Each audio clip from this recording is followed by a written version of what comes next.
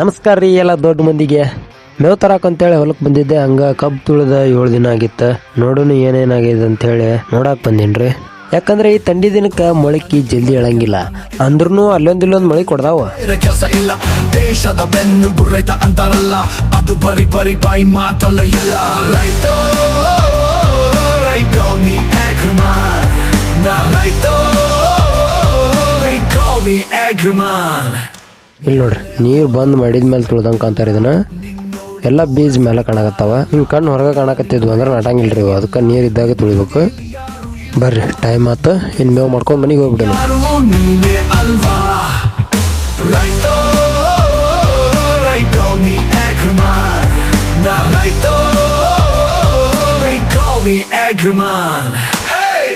ಇದು ಮಂಜುನಾಥ ಪ್ರಕಾಶ ಆರೋಹಿ